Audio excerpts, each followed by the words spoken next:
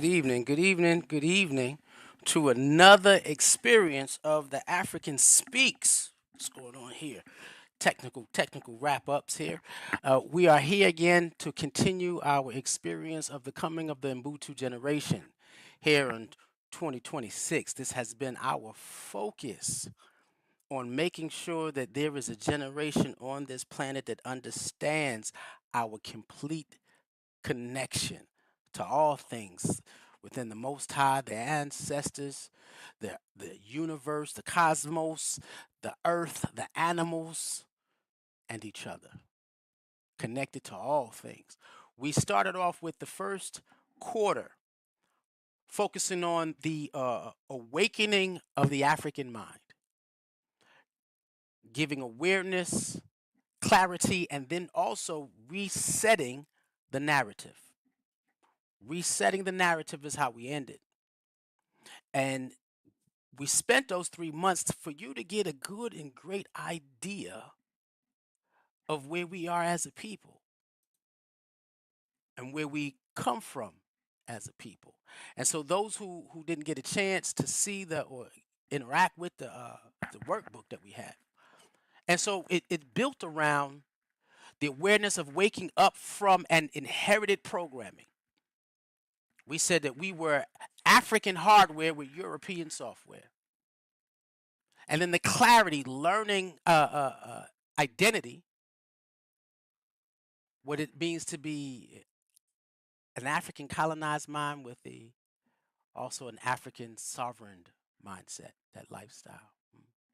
And then rewriting the narrative, saying that we didn't begin in slavery. We didn't begin in colonialism. Going back as far as the mind can remember. In certain spiritual books, it says the Creator said in Jeremiah, I knew you before I formed you in the womb. Before you had any definition, how did you exist? Ain't that something to think about? And so we're moving on into this experience of understanding Ubuntu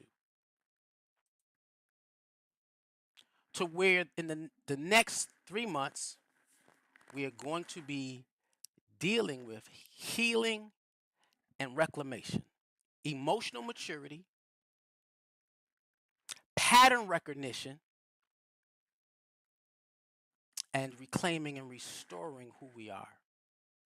Reclaiming and restoring who we are. And so what we want to start here tonight is, again, we connected to what we've already been through. We wanted to, let you know that you are not your beginning. Your story did not just begin with you, but when you took your first breath, someone else was already carrying something to you, for you to function from. Before you spoke a word, a language was already formed around you. Not just a language of speech, but a language of emotion, the language of survival, a language of how and what to express as well as what to hide. Before you made your first decision, patterns were already in motion. And that's in most of us. And most of us have been living lives where we're thinking we've been choosing.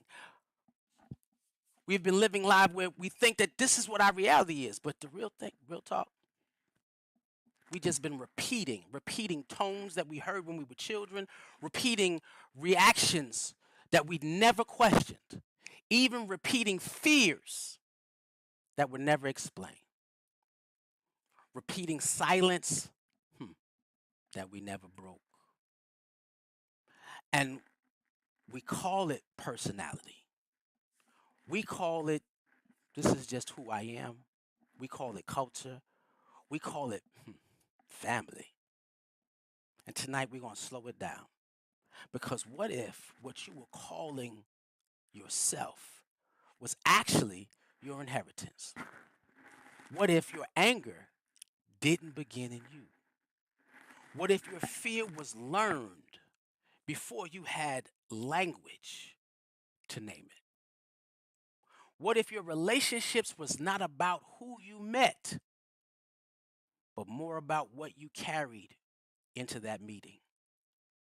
And what if what you have been trying to fix your whole life cannot be fixed until you understand where it comes from? See, coming from a people who have endured interruption, we have endured physical displacement, emotional disruption. We've endured family separation, cultural eradication, spiritual disconnection. And when you go through all of that, you become a people who can adapt. You become strong but guarded. You become loving but careful. You become present but you're distant. Then we learn how to function without ever really fully healing.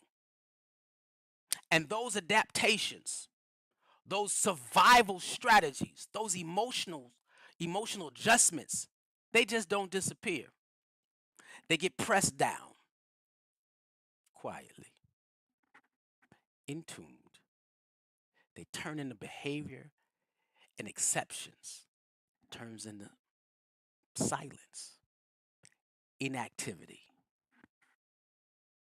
And now here we are, generations later, trying to build healthy relationships with inherited survival patterns, trying to raise confident children with an unhealed emotional blueprint,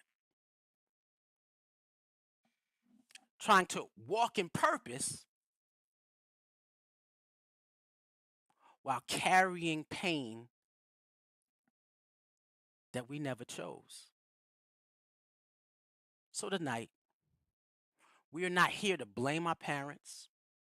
We're not here to disown our ancestors. We are here to understand them because they did what they could do with what they knew and what they had. Period. But survival is not the same as wholeness. And if we are honest, so many of us are still living in systems that were built for survival, not healing. So the question becomes, where do we break the pattern? Where do we pause long enough to say, this may have come through me, but it will not continue through me? Because healing is not just about feeling better. Healing is about becoming consciously aware of what is unconsciously hidden in you. Healing is about seeing clearly what has been repeated. Healing is about choosing what was once automatic. And once you see patterns, once you no longer bound to repeat it, you are now responsible for transforming. So tonight, we begin the work, that shadow work, that dark work, that work that you can only do sometimes by yourself, but you can do it with a group. It's not surface work. It's not performance healing, not language of healing, but real work. The work of looking at your life, your actions, and everything that you do. What did you inherit? What did you inherit that you have never questioned? You got to say, what have I normalized that I was never meant to have permanently stuck in me? What am I carrying that did not start with me? Hmm. These are the things that you have to think about because you are not just an individual, you are continuing. You are in continuity of all the generations that have gone before you. But here's where the power is. You can also interrupt it. And if you choose to be conscious enough, you can also choose to be present. You can choose to be honest.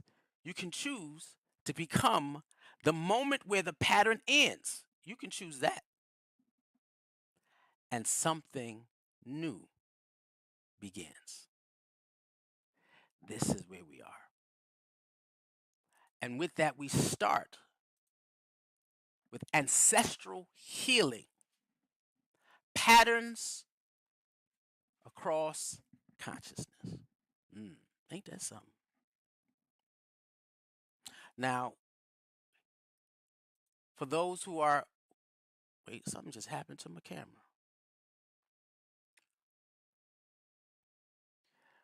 For those who are, excuse me, I'm fixing something, y'all. So for those who have been following us, and we talked about having a workbook in hand. And so please take a look. This is the layout for the current workbook.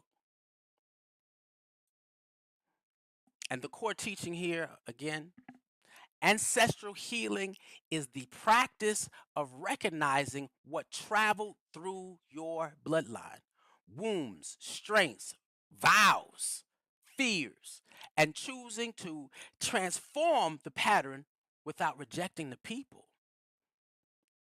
A lot of times we take time to heal. In our process of healing, oh yeah, we become mad at our parents, our mothers, our husbands, our wives, brothers, our sisters, whoever helped cause the trauma. And so if you can, write the questions down now.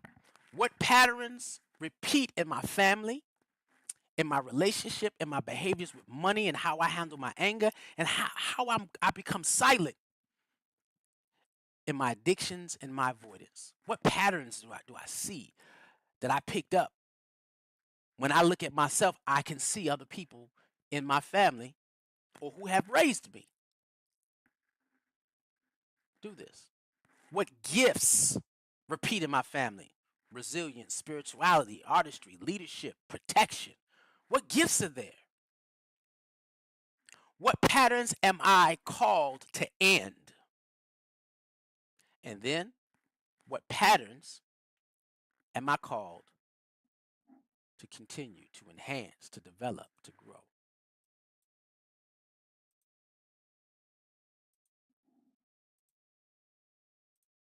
And so that's where we start. In the African community, we are built. Our whole culture is built off of patterns. And so this is not necessarily the cultural patterns that you see, because we are people of patterns. So this should be easy. Not the process, but the understanding of it.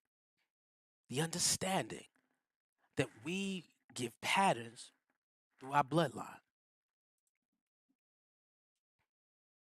through our family tree, through our connection. Example, my mother was adopted. We didn't know it until we hit 12th grade. And then we got to interact and connect and grow with our blood family. One love to Brooklyn. We got so many cousins in Brooklyn, man. It's like we own the whole borough. And so I had my cousin Tahira come visit my mom and spend time with us in the beginnings of us really connecting when we first moved from New York to Georgia, Atlanta.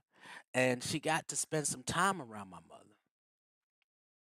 And she saw my mother's feistiness, my mother's anger, my mother's short-tempered sometimes. Woo! She could see my mother go off. And Tahira says she might have not been raised with her sisters, but she sure do act just like them. And I remember that And it stuck into my brain about how these patterns are instilled in our beings. They're a part of what fragments us. On top of that colonized mindset, we're dealing now with the mindset of survival that is taught to you. It's in you. Epigenetic traumas, epigenetic horrors, but then there's also, we said, patterns of epigenetic blessings, talents, and gifts. But we want to get to the point where we are feeling even more connected in the circles in which we're in so that we can improve the lives that we have. And in that space, we have to understand that DNA, that family calling. And I'm not quite sure what happened here. Give me a second. And so being able to do that,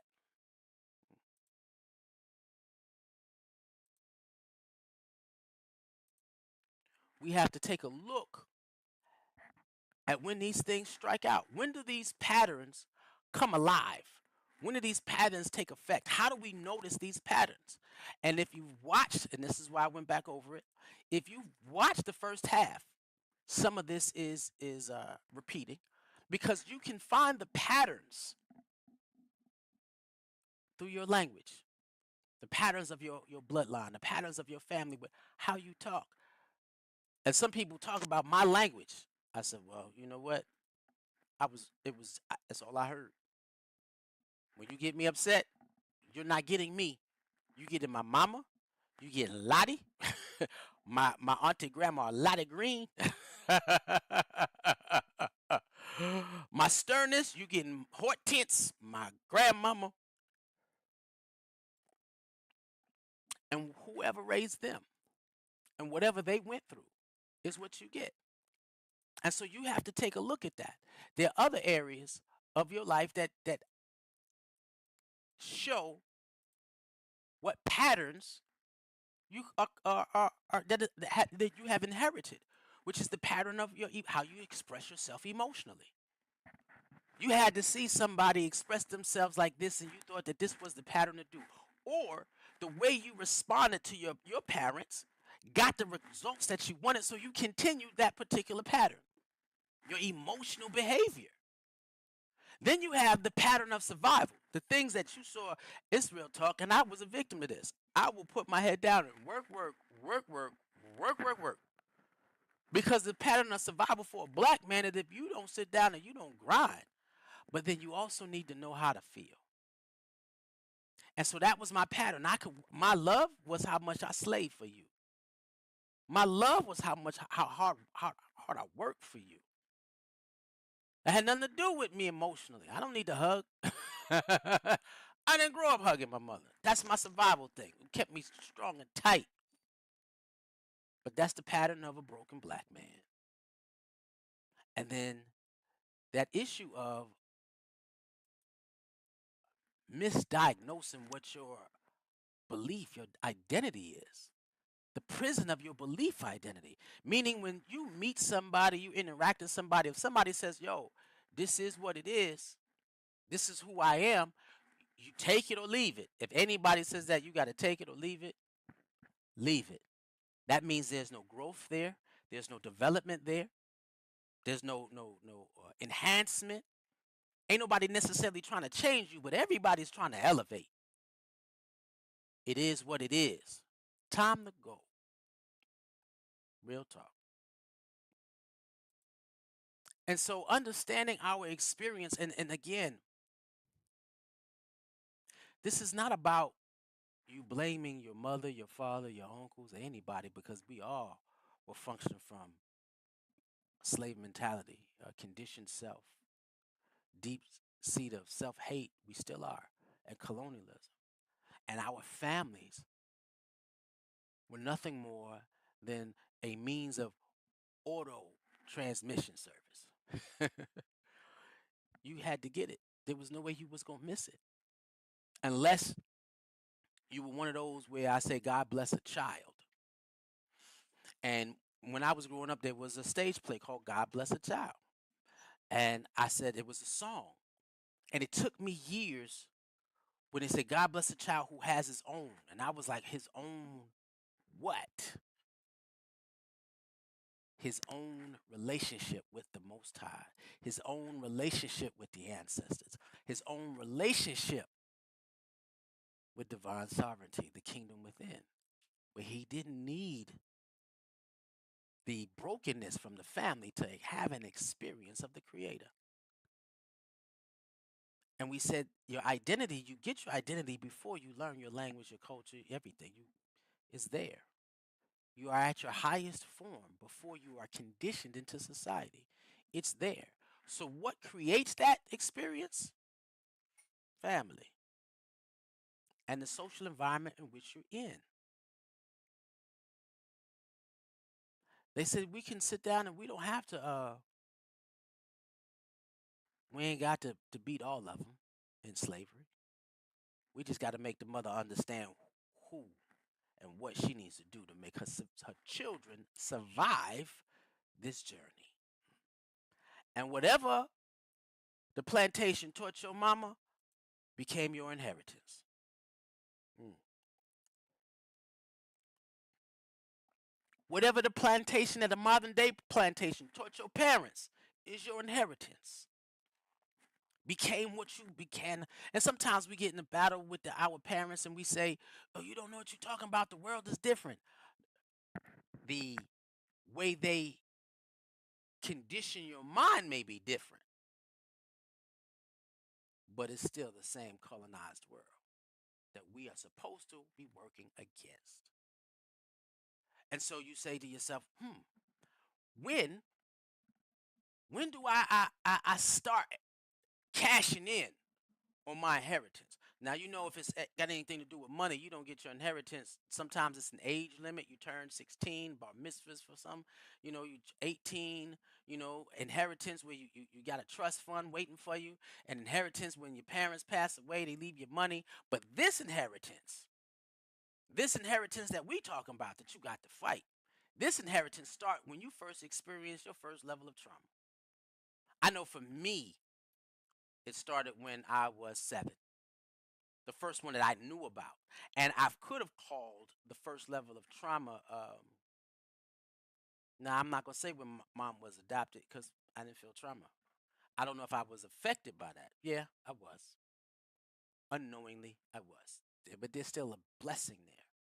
Big for me. But when you endure or you hit your first level of trauma, this is when your inheritance kicks in. How do you respond to it? Do you push it in, push it down, make it go silent, become silent, not talk, not communicate, not heal? You just continue in that survival mode. Another time where you can cash in on when you start cashing in your inheritance, the first time something becomes seriously overwhelming and you don't know how to process it. When life is just, oh, I just got so much. And anytime life, if you live in life like that, if you're living life like that, this is just too much for me. You're cashing in on your inheritance. Your inheritance of not processing things and becoming who you're supposed to be. You're becoming what you were trained and taught to be by your own family who didn't know no better. Didn't know no better. Dr. Wade Nobles, that's the book. Dr. Wade Nobles in his book would talk about black folk didn't understand the trauma behind 400 years of oppression and slavery. We didn't understand what it took to we can act like just because there are no chains that there are no chains. Doesn't heal us. So the art of becoming is a process of psychological mastery. And that's what we say Ubuntu is, that philosophy is the mastery of self. Being able to pick up on those things. And then you cash in on your inheritance when you slip into your defense mechanisms. When you start talking to somebody and somebody starts backpedaling, you just triggered a mechanism that was inherited, and this is what they do. And there'll be somebody else in their family that they got it from. It may not be immediate, but it may be hidden. You ever seen your child act like something that you ain't never seen before, and somebody say, "Oh, he act like his Uncle Willie"? Inheritance. I wasn't raised by my father, but I am my father's son. And then I try to take that understanding that if and elevate it so it's not a negative. So it's not a negative. Now my stepdad, love him to life. Yeah, I was able to see it even more closer with him than my real dad. But you got to take a look at that. What causes you to get defensive, and what are your behaviors when you're there? Your inheritance. That's not you. That's your inheritance, and it's not always good. And then the issue is the fact that all of that is constantly on repeat. You know that you're not growing, you're not developing, you're not changing if it's constantly on repeat. The unawareness of a trigger that creates an inherited behavior before you understood who you are. It's like this. I had somebody tell me this is what I've always known how to do. And so this is how I'm going to do it. But you can't heal that way. Because if you always did it, and it's what you do, and every time it happens, you are still the same person. And so you cannot heal the self if you cannot recognize. I don't know what happened here. I'm going to fix this. If you can't recognize what has happened to you, if you can't recognize the inherited behavior that manifested in your genetic makeup, your DNA, your environment before you understood it. You watched your family, you watched your uncles, you watched your aunts, you watched your mama, you watched your older sisters and your siblings, you watched everybody. Your mama watched some folk to watch some folk to watch some folk until it became, oh, this is just second nature. And so you don't recognize it as being a blockage in you finding your divine self. You recognize it as it being you. Let's fix that too. And so in that space, you got to slow your life down in this process of shadow work. If there's anything that you do that looks normal in this journey of experiencing Ubuntu as an adult, if you if it looks the same way,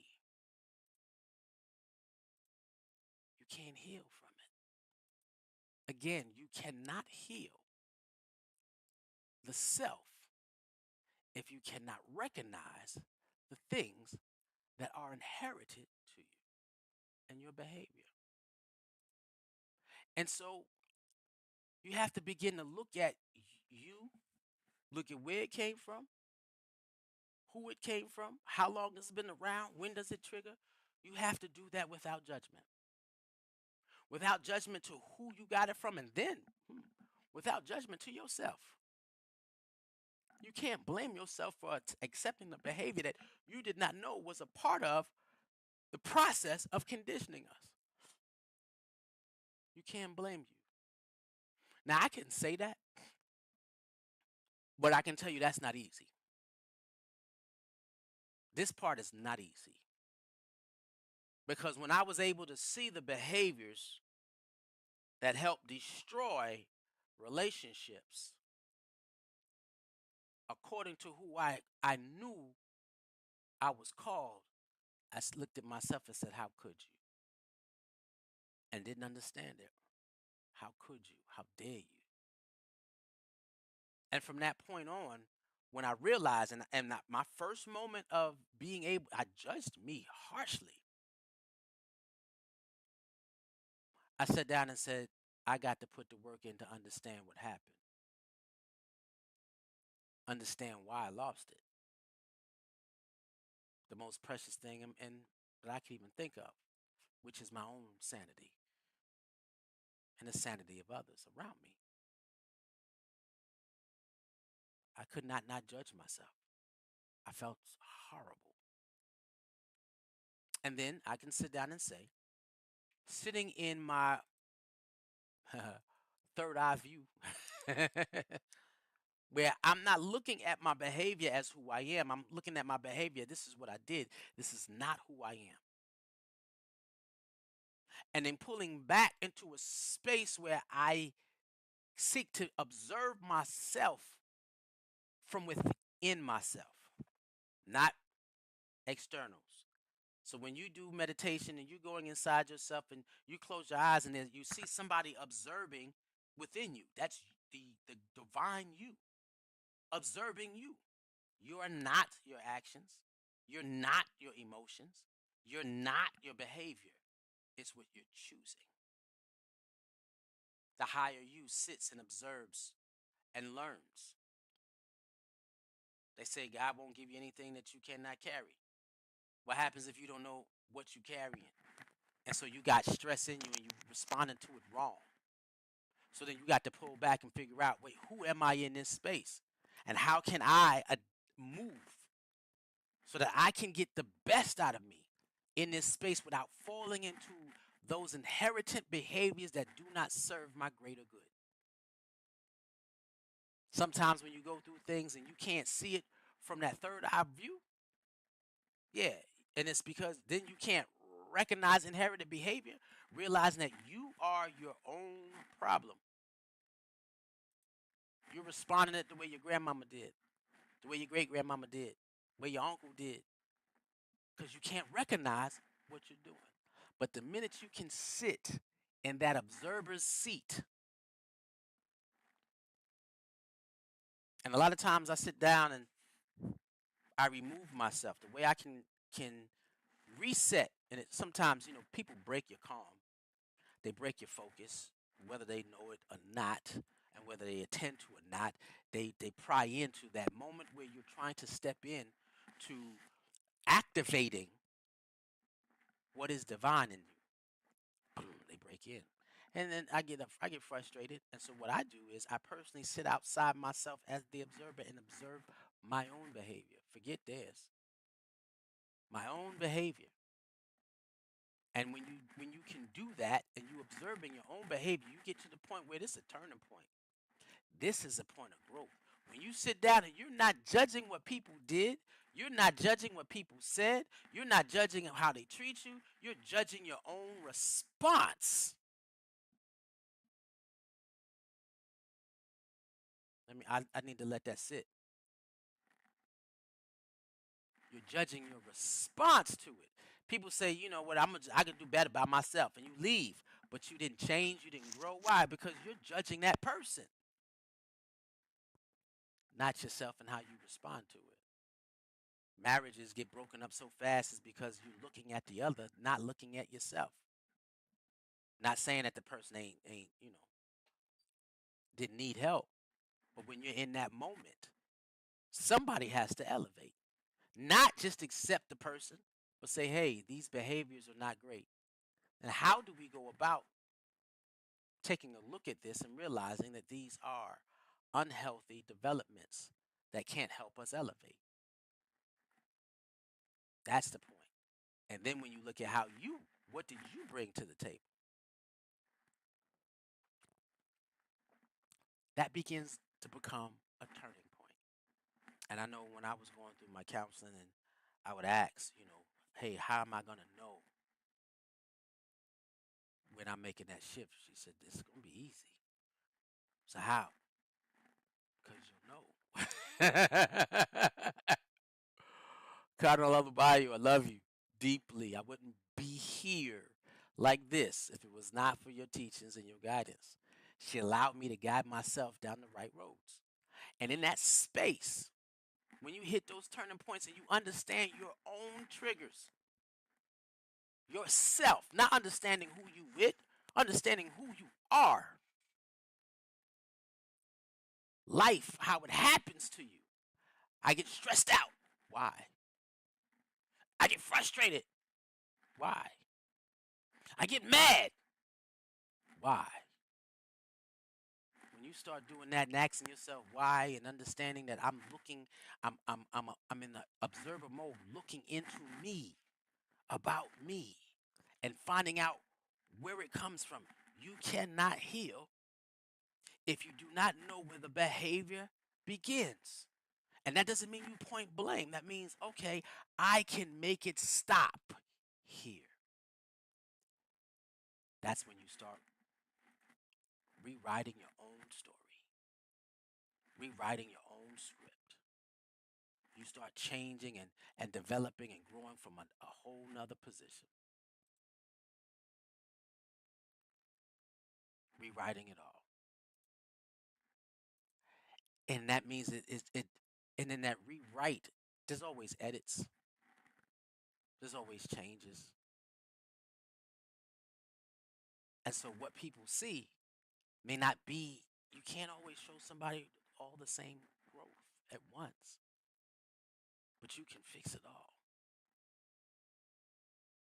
by taking the time to figure out what are triggers, what are negatively emotional inherited behavior. Mm.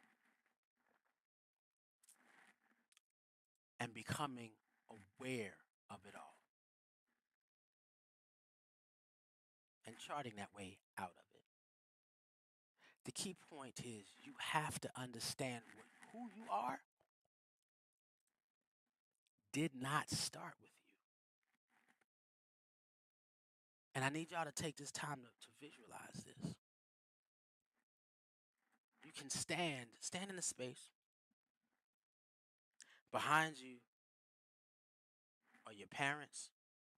Behind your parents are the mother and father on your mother's side and the mother and father on your father's side. Whether they were in their lives or not, in or out, they still had responses from those two people. Then from that spaces, you go out and then continue to go out, and then continue to go out. It takes about 16 generations to make me up on both sides. You never started with you. You started with everybody who came before you. It all is attached. It all is a part. No separation. When you got kids complaining about what their mama did, and that's all they see and want to complain and complain and complain and never look at self. Okay, wait. That's what she did from what she knew, even though what she did and what she knew wrong. That's what daddy did, what he knew, what he did wrong. Now, how do you change that? How do you make that different? And how do you do it and then not hold a grudge to someone who didn't know what they were doing because they existed in a state of spiritual amnesia? Quarter one, y'all need to see that if y'all missed that drop. We are from experience of spiritual amnesia. How do you get past those things? I can't blame them for what they didn't know. Especially when I come in contact with the understanding of how we got here as a people. And realizing that their starting point never went beyond the survival of being in a colonialized world. We still trying to get back to what it was like before we had an engagement with the European genotype. So you can't blame them. Blame no one. Fix everything. Blame no one and fix everything. Because one of the things that you can control in the midst of dealing with ancestral healing, you are 100% in full control of your breakthrough. It's not something that sits outside yourself. These are the patterns that you can take a look at. These are the patterns you can change. These are visual signals, emotional signals, mental signals.